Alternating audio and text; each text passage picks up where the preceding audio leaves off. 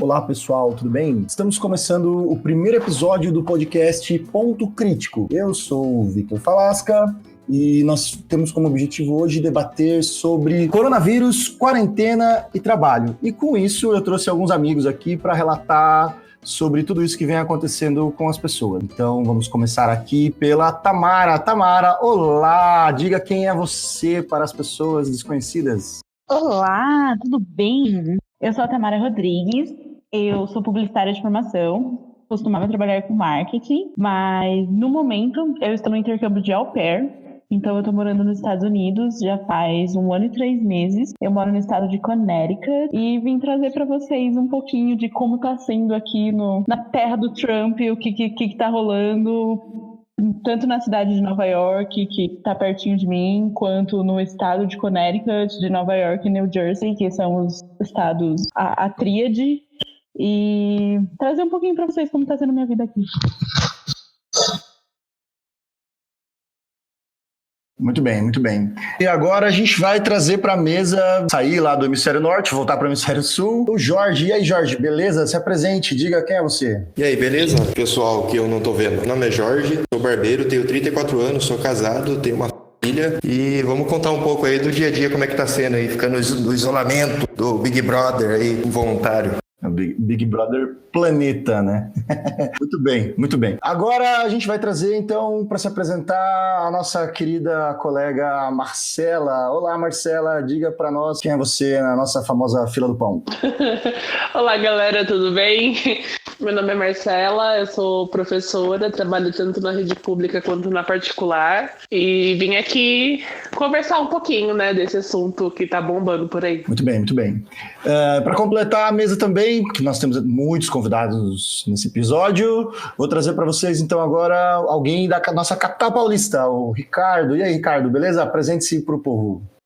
E aí, pessoal, tudo bem? Boa noite. Meu nome é Ricardo, eu tenho 29, faço 30 anos aí dia 11 de abril, aguardo presentes. Atuo no comércio varejista aí há mais de 11 anos e como gerente de loja há 8, né, desses 11 anos. Mais recentemente, nos últimos 3, pelo segmento de perfumaria e cosmética, né? Então, meu intuito é trazer um pouquinho da perspectiva de quem atua no grande varejo, principalmente de shopping center, aqui em São Paulo mais especificamente. Legal. Trazendo o último integrante aqui do público feminino, então vamos falar com Agnes. Agnes, olá, seja muito bem-vinda e se apresente. Meu nome é Agnes, eu tenho 23 anos, eu sou do interior de São Paulo, sou profissional da beleza também e vou falar um pouquinho mais com vocês sobre como está sendo minha rotina nessa quarentena aí de autônomos fudidos. Agora, os 2 últimos integrantes, então vamos falar com o nosso colega Murilo. Fala, Murilo, apresente-se e diga quem é você na Night. Olá, gente, eu sou Murilo, eu tenho 29 anos, junto com meus pais sou proprietário de uma oficina mecânica de motos e também sou estudante da FATEC de Sorocaba e gostaria de compartilhar minha ótica, né, minha vivência diante essa crise, né? Muito bem, e para encerrar então nossos participantes, o nosso último participante, inclusive no sentido tecnológico hoje, o Daniel Lopes. Nosso querido Daniel Lopes, por favor, apresente-se e diga quem é você. Oi pessoal, eu sou Daniel Lopes, eu sou professor da rede privada, eu dou aula em ensino médio cursinho e sou psicanalista também. Muito bem, pessoal, todos apresentados, vamos falar um pouco sobre a questão do nosso tema.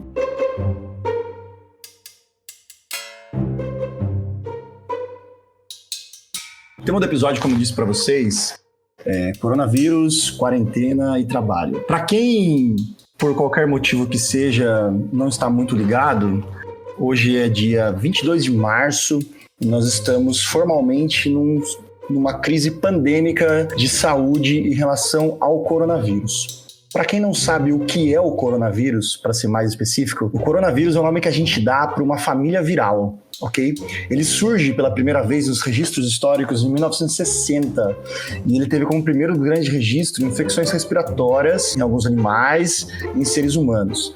Mais para frente a gente teve e bem mais para frente mesmo, a gente teve alguns casos no começo desse século na China com doenças respiratórias que foi chamada, né, no nome técnico de uma sigla, né, em inglês, de SARS.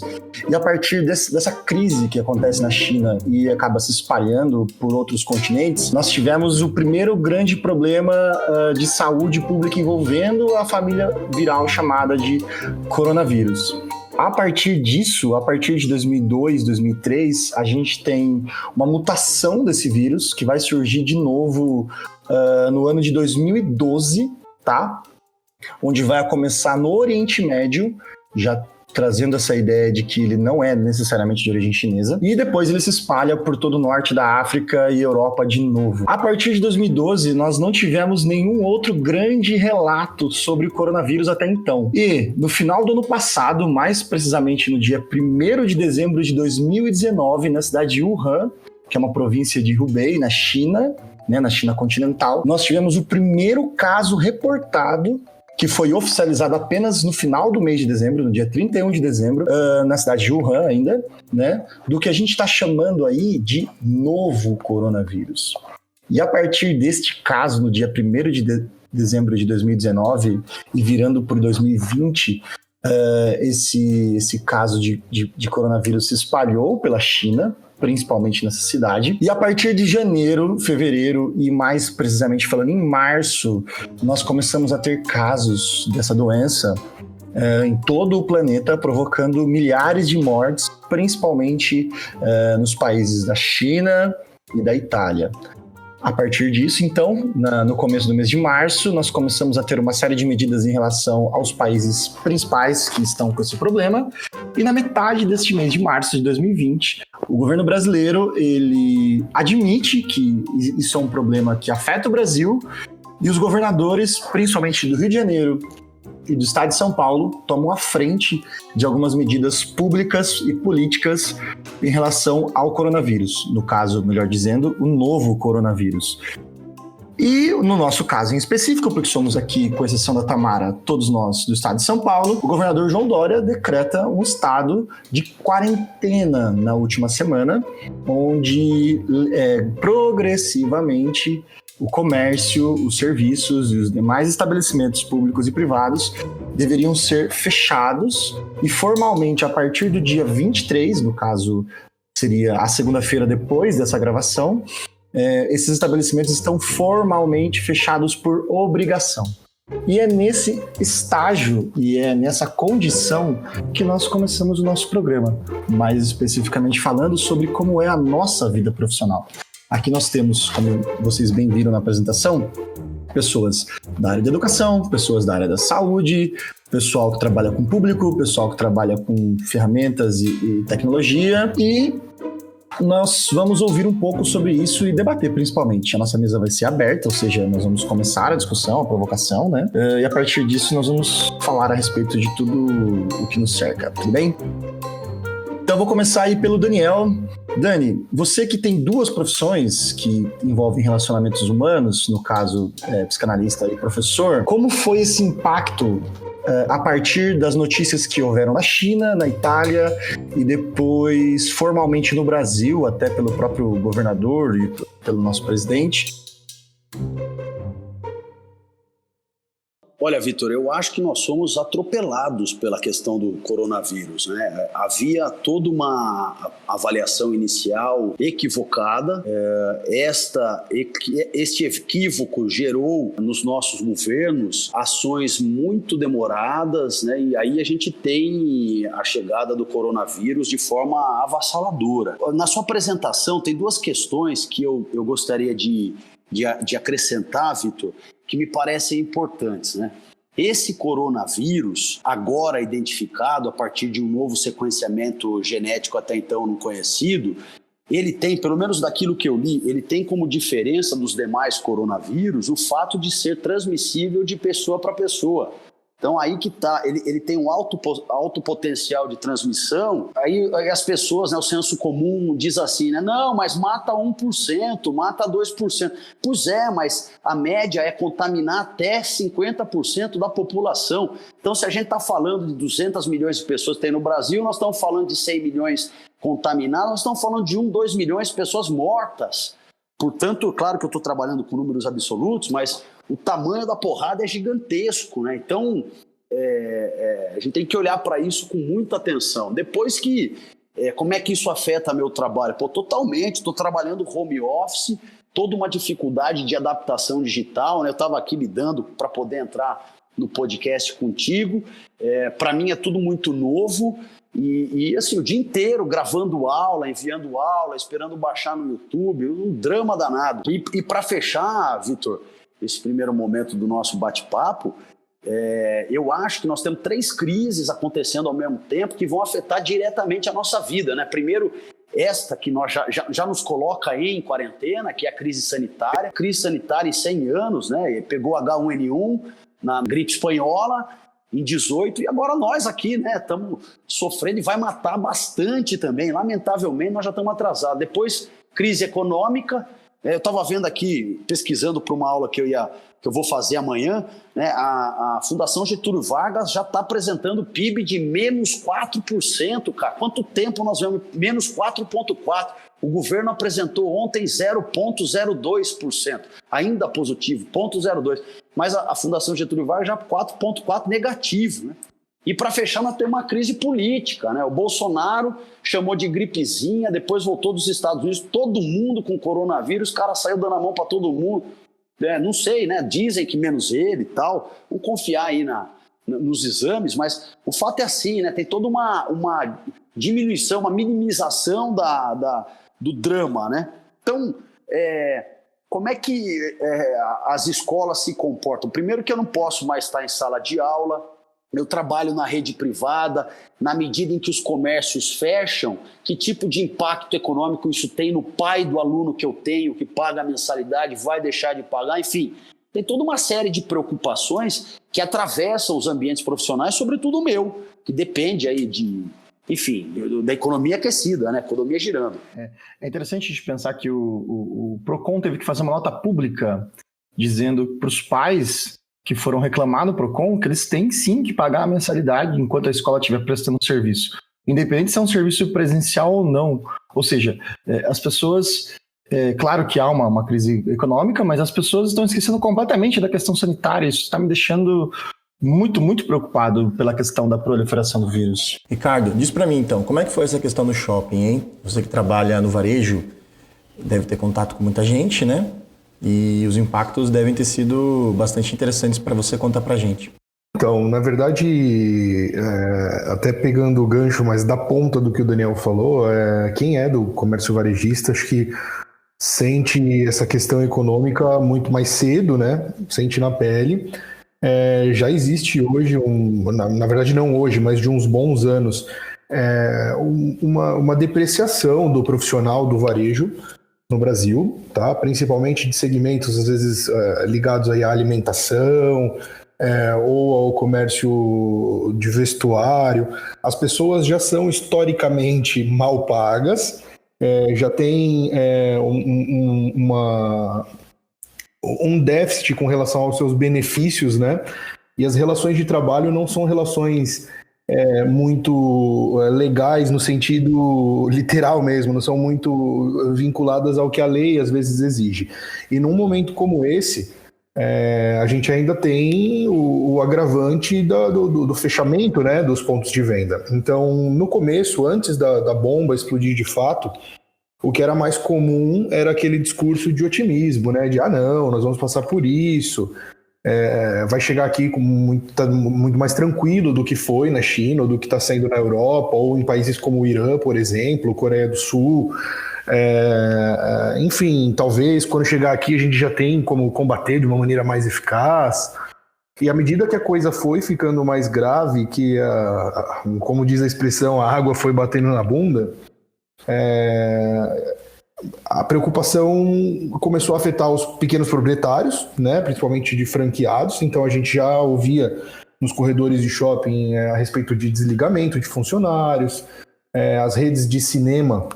2 grandes redes de cinema aqui de São Paulo entraram com proposta de desligamento voluntário por parte dos funcionários.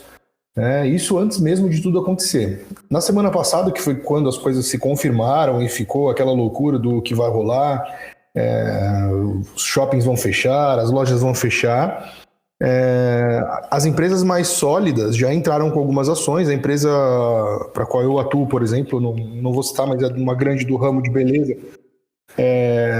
optou por conceder férias coletivas aos colaboradores, tá? Sem ainda uma previsão de retorno sólida, porque a princípio imaginava-se que com 15, 20 dias isso já estaria resolvido. Mas no pós-decreto do João Dória aqui em São Paulo, em que todos os shoppings ficaram fechados até 30/4, até 30 de abril, né, os shoppings estarão fechados.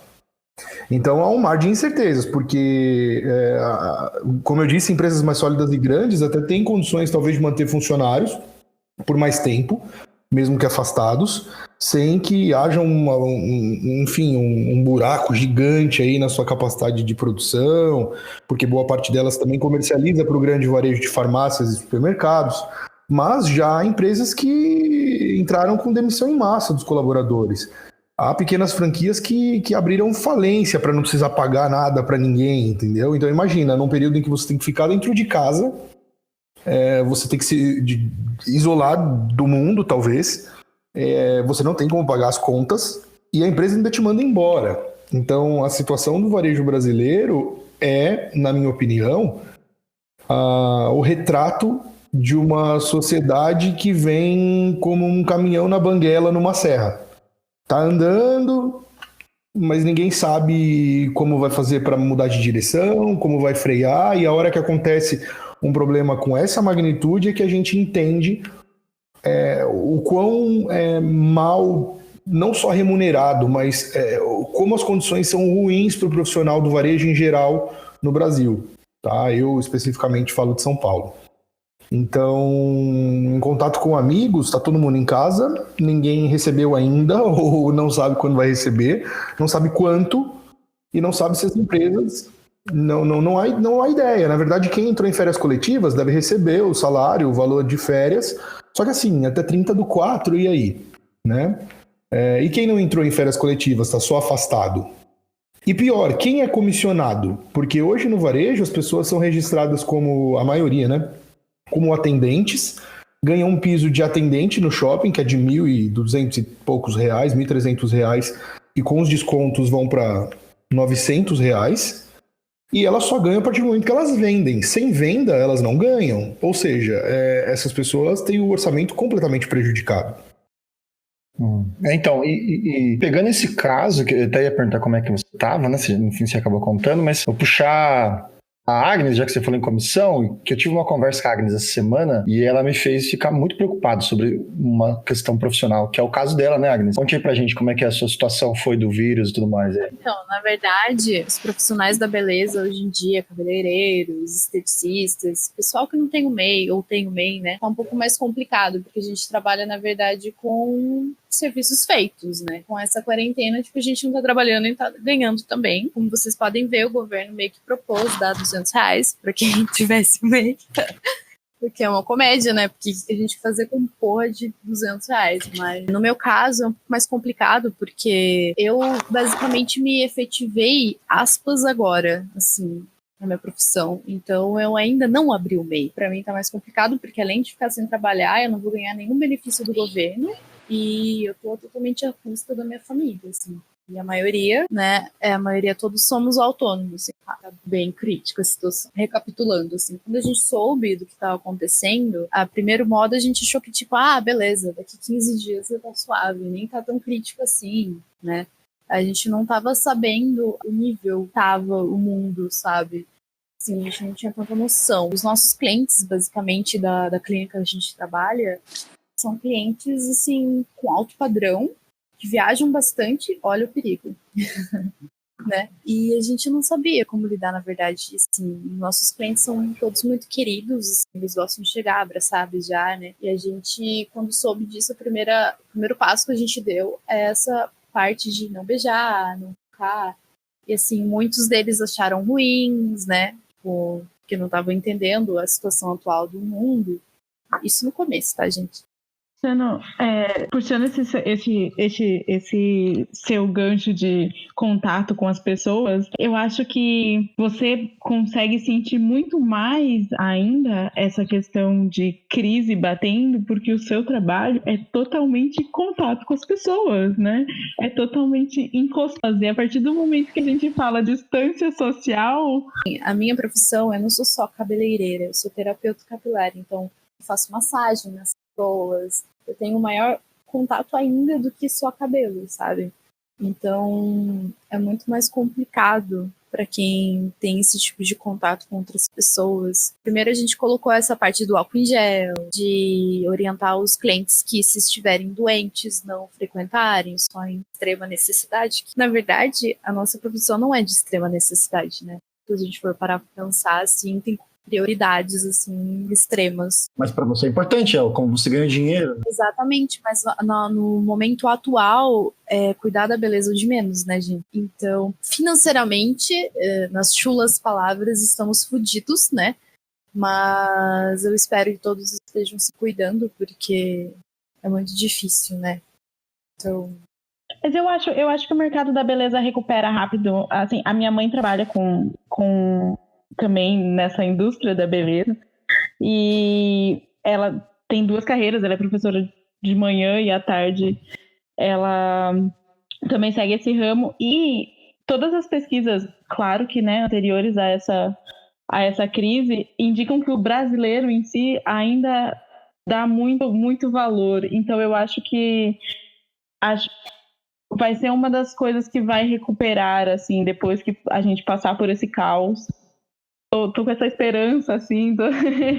Então, é porque, na verdade, não é basicamente beleza, né? A gente mexe com a parte emocional de uma pessoa, autoestima, entra numa parte um pouco mais delicada. Então, acho que recupera sim, só que tem previsão, né, gente?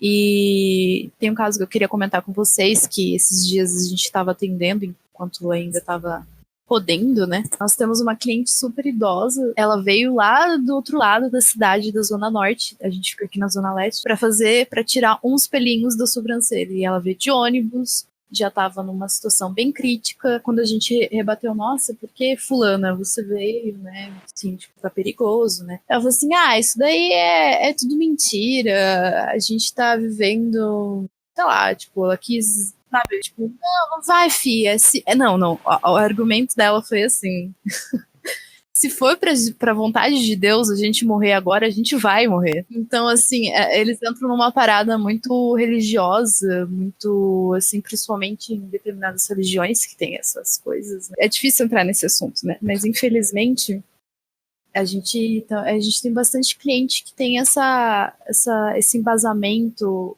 religioso, sabe? Tipo, não, a gente tem que sair mesmo, foda-se, se Deus quiser que a gente morra, a gente vai morrer, é isso. Essa é a visão dela. Mantendo as tesouras na mão, vamos fazer trocadilho, né? Jorge, como é que foi lá com você lá? Que você trabalha com algo similar? Como é que foi o impacto lá na barbearia? Olha aí, Fox, eu falar pra você que eu tava esperando, eu não sei, é até um pouco de má informação minha, mas eu era uma das pessoas que acreditava que era só uma gripe antes de vir pro Brasil, assim, sabe? Eu não tava botando muita fé. Mas acho que todos éramos. Sim, eu tava achando que era um negócio que era... não vai ser igual a gripe suína, daqui a pouco vai sair uma vacina aí e tal, né? E daí semana passada acho que foi assim, começou mesmo aqui pra todo mundo, eu acho, sabe? Eu tava inclusive escutando um podcast chamado Foro Teresina. Eles falaram que as primeiras áreas que ia começar a cair nessas áreas de beleza, né? De serviços de beleza, né? Porque se ninguém sai, vamos supor, para um restaurante, ninguém pode ir porque a pessoa vai cortar cabelo para ficar em casa, né? E foi bem assustador, cara. Muitas pessoas desmarcando, sabe? Até que nós chegamos na quarta-feira e tomamos a decisão de não atender mais, né? Mais por uma questão de não proliferação do vírus, né? Que eu acho que é isso que a gente tem que se preocupar mais inicialmente, assim, né? Lógico que tem todo esse detalhe aí da grana, né? Eu também tô aqui, né? Tô sem receber, né? Não sei lá o que eu vou fazer com as minhas contas aqui, vou ter que dar um jeito. Mas eu acho que o mais importante agora é a gente pensar no bem-estar de todo mundo, né? Que vai ser foda isso aí, cara. Vai ser bem Mas você teve algum relato de algum cliente, alguma coisa do gênero lá, Jorge? Olha, cara, eu tenho relato de algumas pessoas que eu escutei que, tipo assim, na quarta-feira chegou e falou assim, eu só vou acreditar na hora que eu ver alguém na minha frente, sabe, doente, coisas absurdas assim, meu. Depois a ficha da galera foi caindo de pouquinho em pouquinho, sabe?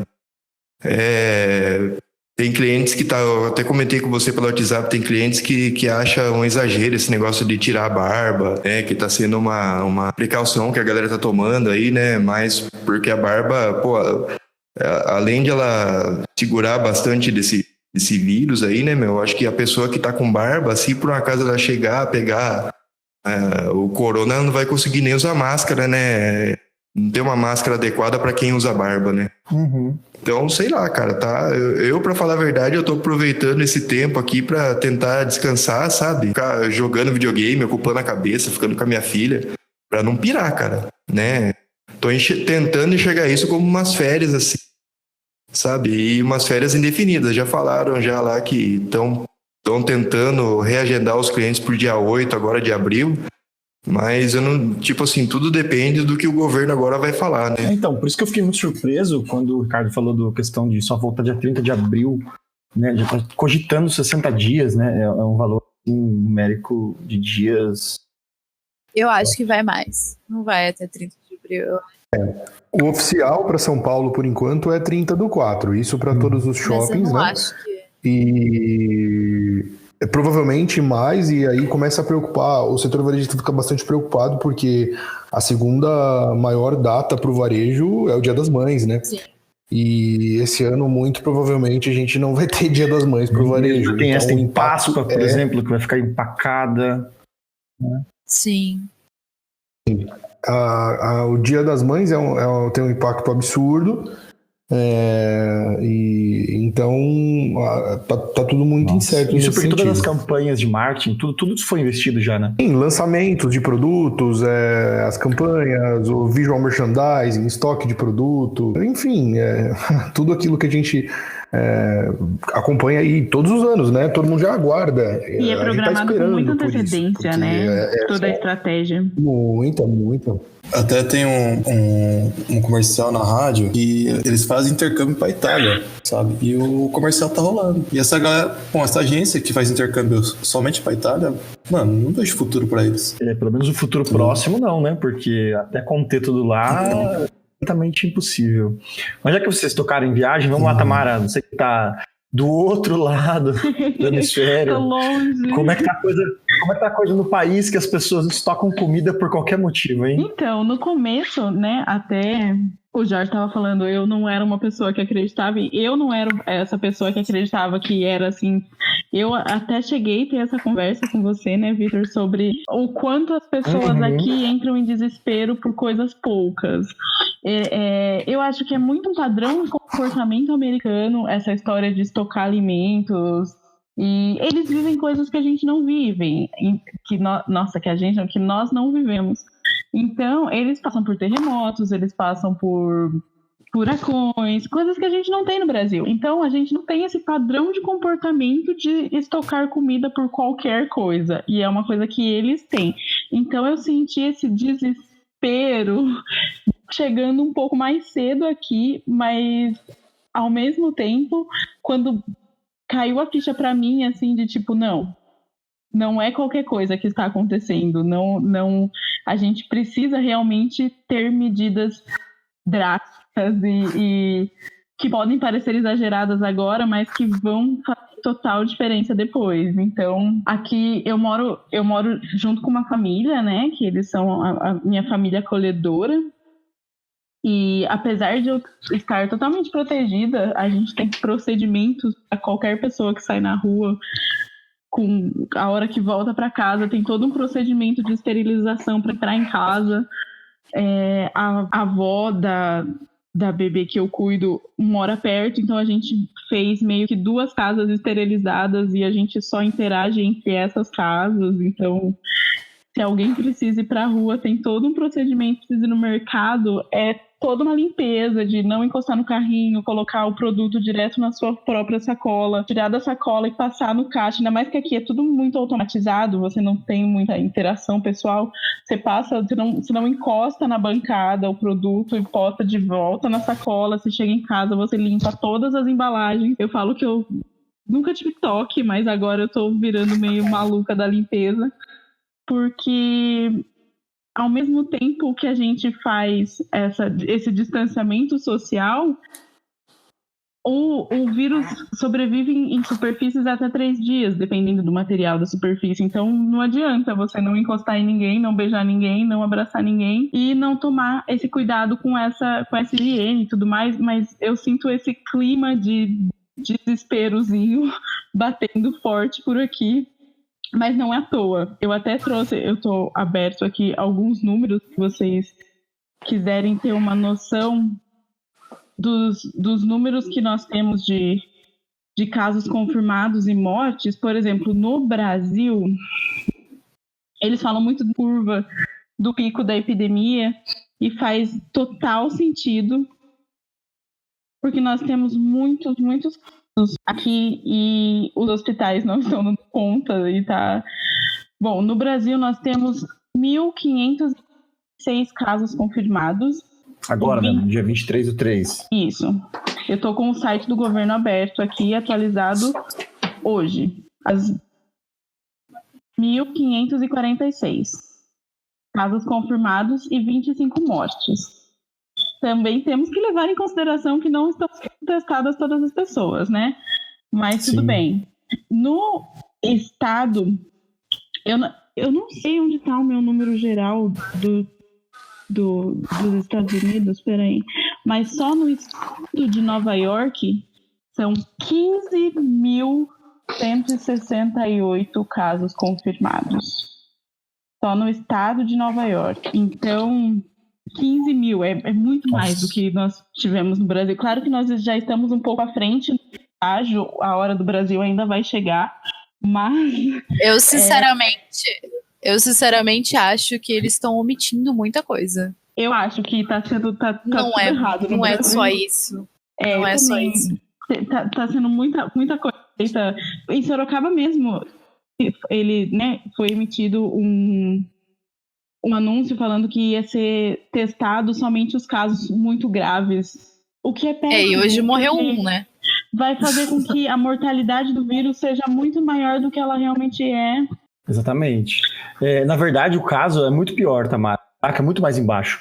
A Prefeitura de Sorocaba, pelo decreto do Dória, ela não tem autonomia de usar o Serviço Municipal de Saúde para fazer os testes.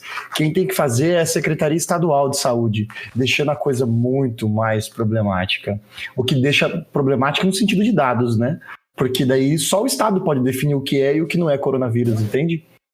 Mas Tamara, me dá uma... Antes da gente passar para a próxima pessoa, eu quero que você fale um pouco sobre o seu emocional, porque até onde eu me lembre, na semana passada você assistiu todos os filmes de pandemias existentes, né?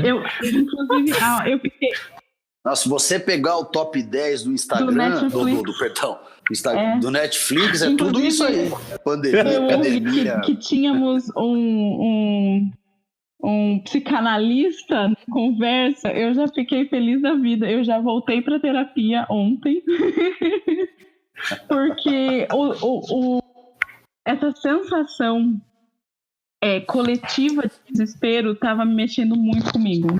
Muito. Eu assisti todos esse top 10 do Netflix que você falou sobre todos os filmes, eu assisti todos eles.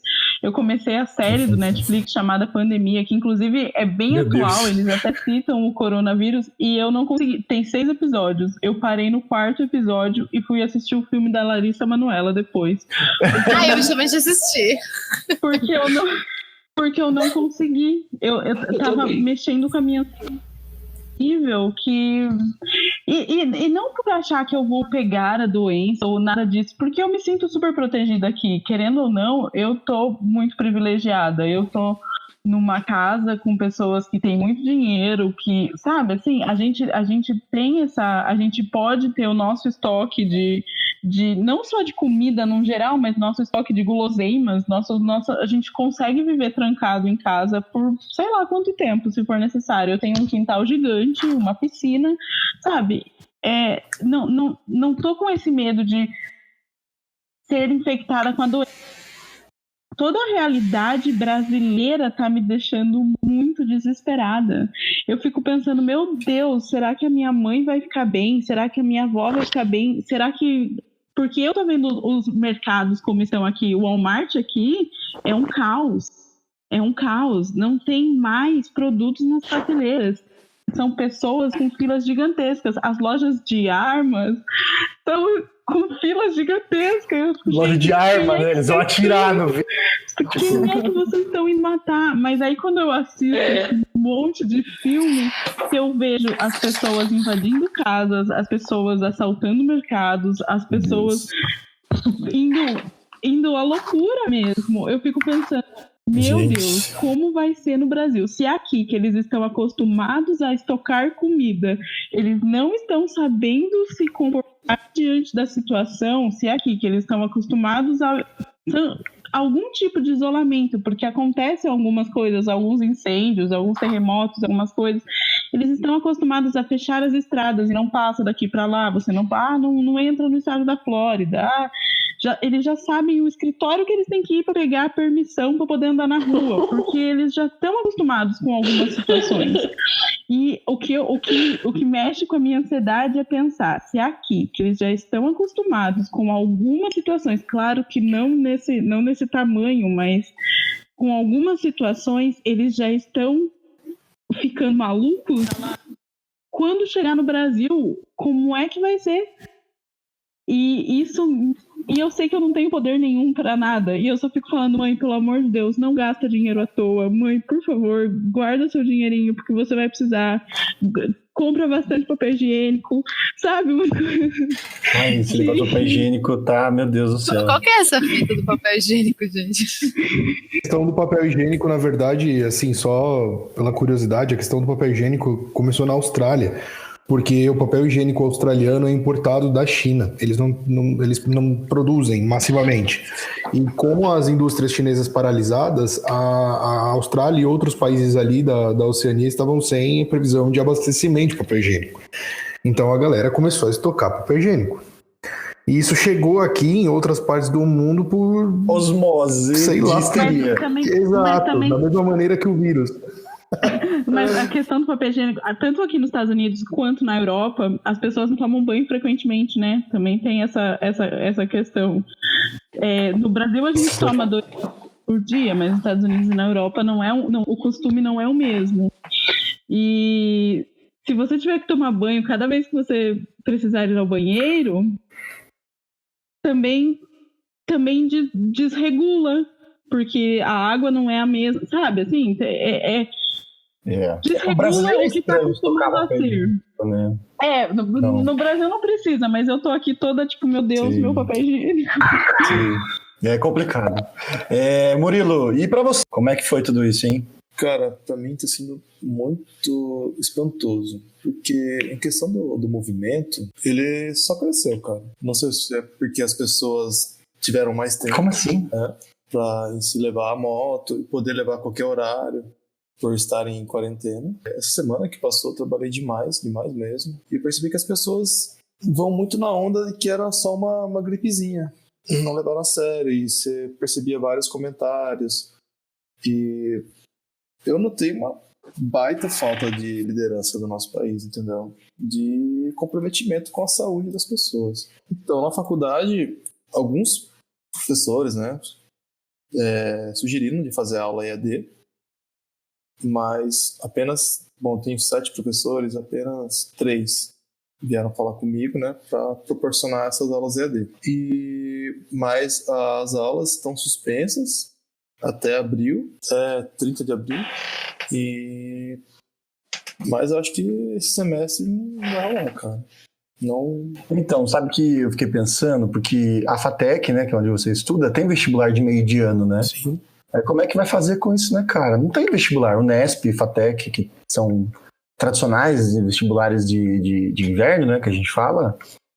Primeiro que não teve o preparo, porque os cursinhos estão parados, né, que são cursinhos menores. Segundo que como é que repõe, né, essa questão e tal. Isso é caótico. Mas, por exemplo, na questão da prevenção, né, lá no seu trabalho, lá, você teve que mexer um pouco na sua rotina? Como é que foi? Então, porque lá nós temos um padrão de atendimento, né? Por exemplo, geralmente nós cumprimentamos, dando a mão para os clientes, né? Até como nós achamos que era só uma gripezinha no começo, que como não iria afetar aqui no Brasil, vários rumores que, por exemplo, o vírus ele não sobreviveria acima de 23, 26 graus, né? A gente estava meio que tranquilo. Mas a partir do momento que o nó apertou, cara, nós tomamos medidas de não cumprimentar os clientes. Nós colocamos o álcool em gel no balcão e mantendo distância. Para os funcionários também, nós tomamos medidas que cada um usa a sua própria toalha, por exemplo, na hora de lavar a mão. A partir disso, cara, nós tomamos a medida de, a partir de segunda-feira, a gente não abrir mais. Até nós conseguiríamos manter o negócio nosso aberto, tomando algumas estratégias, por exemplo, só um funcionário ir trabalhar, já que as pessoas deixam a moto, né, geralmente, e nós fazemos a manutenção, só que nós pensamos antes na saúde da gente, porque uma pessoa falida, ela consegue se recuperar depois, mas uma pessoa que ela tem uma saúde, sofre danos na saúde, pode ser que não recupere, cara, porque a gente não conhece essa doença, e também o que me preocupou demais, que ela pode causar fibrose, a morte. E isso é um dano irreversível. Uhum. Mas sabe o que eu fiquei pensando aqui, Murilo? Por exemplo, a questão dos deliveries aumentou exponencialmente, né? E a maior parte dos deliveries são de moto, então, consequentemente, a manutenção das motos vai aumentar. Não parou não, o Dória permitiu os deliveries. Então, até esses entregadores é uma boa parcela do meu público. Uhum. Então, se eles estão usando a moto, estão desgastando, a gente está tendo serviço, cara. Se nós quiséssemos, a gente não parava. Entendi. A gente está parando por... Vocês estão na contramão dessa crise, então, né? Exatamente. Do atendimento. Isso é muito interessante, porque como eu já tinha conversado com você antes, né? O pessoal não para refletir sobre como fica o impacto no cotidiano de uma pessoa que trabalha com as máquinas, por exemplo. Né? Mas pegando o que você falou em relação ao álcool, tem alguém que teve uma experiência muito interessante essa semana sobre álcool em gel caseiro, né, Marcela? Vamos falar um pouco sobre a sua realidade e puxar essa história do álcool em gel. Como foi para você, principalmente na escola pública, hein? Como é que foi? Então, gente, eu sou professora de química na escola pública e estava sendo muito difícil ter conhecimento de química e biologia nesses tempos, né? Como todo mundo, a gente não achava que era tudo isso. Eu acho que a minha ficha só caiu mesmo quando chegou a diretriz falando que as aulas seriam suspensas gradativamente e a partir do dia 23 a escola não abriria mais. Então, a minha escola, na segunda-feira, os alunos começaram a ser informados e foram dispensados. E nós começamos a priori, só para cumprir o horário, né? Aí, na quinta-feira, veio a orientação que só teria pessoas na escola proporcionalmente ao número de alunos. E como a minha escola já não tinha aluno, a escola foi fechada. E chegou a orientação que a partir de segunda nós estamos de férias. Como o Estado dividiu as férias, né, nós teríamos agora no final de janeiro uma semana de férias e no final de outubro também uma semana de férias. Então essas 2 semanas de férias foram adiantadas e depois disso vai ser recesso, se eu não me engano. E indo um pouco da contramão das particulares, o Estado já previa de 2 a 6 meses de reclusão. Então, assim, eu já sabia que na hora que parasse não iria parar por pouco tempo, né? Mas estamos aí, assim, todos assustados, todos achando que não era tudo isso, mas é tudo isso. E lidando com um pouco da ignorância das pessoas, né? Porque as pessoas... Isso que eu ia perguntar. E aí, você sendo professora de química, o que é que você anda lendo aí, hein? Ai, só besteira. Ai, só Gel bosta. caseiro.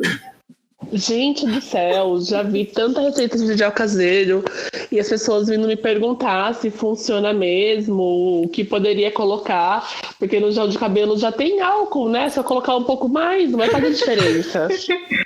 Se você pegar o álcool e colocar gelatina sem sabor, também vai ficar em gel, mas você pode pegar o álcool de posto também e colocar no gel.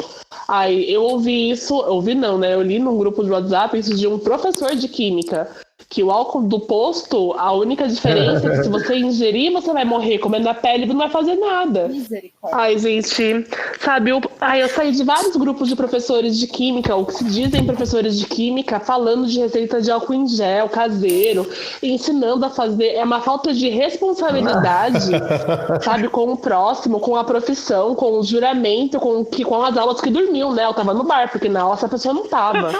Ai, é revoltante. Eu fico revoltada só de pensar. Na quarta-feira, assim, eu estava no mau humor extremo de tanta asneira que eu ouvi na terça. Mas enfim, assim. Então, e essa questão de grupo de WhatsApp, né? Porque essas informações sendo disseminadas tá muito maluco, né? E ainda mais quando a gente pensa nesse caso, né, Marcela, de professores, né? Tipo, mano, não, né? Professores de química, aliás, né? Gente, como é uma pessoa que se diz professor, que se diz de química da área, que ela entende, teoricamente, o que está acontecendo quimicamente pelo viés científico, me escreve falando que o problema é só a ingestão, sabe? O álcool de poço, ele tem vários compostos que são tóxicos pelo contato à pele também, né? Como se você só absorvesse a hora que você bebe. Como se no contato você não tivesse contaminação. Aí é um negócio muito difícil, sabe? Porque eu tava falando na hora do almoço pra minha mãe, assim, porque os meus pais são idosos e eles não querem sossegar a periquita em casa. Porque eles são a pessoa que fala assim, que uma hora eles vão morrer mesmo, então tanto faz morrer agora ou morrer depois. Exatamente. Esses são os meus pais, assim, sabe? Que rola aí no WhatsApp uma gaiola onde você prende os pais, eu tô tentando achar quem faça. Meu Deus. Porque... O idoso brasileiro, ele tá tendo uma reação curiosa. Nossa, porque assim, os meus pais, eles não são estudados, né? Mas eles são coerentes. Eles falam da coerência, só que eles não param em casa. Eu briguei com a minha mãe pra ir no mercado pra ela no sábado, ela não deixou. Amanhã meu pai, ele quer ir comprar tinta pra pintar o portão. Antes que feche o comércio. E eu não sei mais o que fazer com esses dois, gente. Assim, ó, porque daí o que acontece? Eu me sinto super protetora e pirando e ficando louca. E eles não estão nem aí. Daí eu sabe aquela que eu falo assim, eu acho que eu tô exagerando, sabe? A gente sempre acha que a gente que tá errado. Ai, mas tá difícil lidar com a cabeça, assim. E eu tô resfriada, aí eu acho que eu já tô transmitindo corona pra todo mundo. Tá difícil, bem difícil, assim.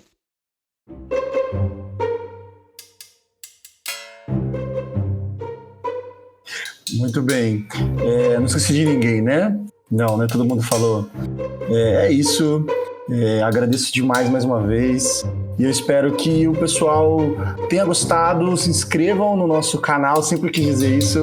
Né? Se inscreva no nosso podcast, compartilhe nas suas redes sociais, divulguem tudo o que nós pudermos e se tiverem propostas de novos temas também, estejam mais do que convidados para falar, para sempre possamos ouvir. E é isso, gente. Até mais, muito obrigado e tchau.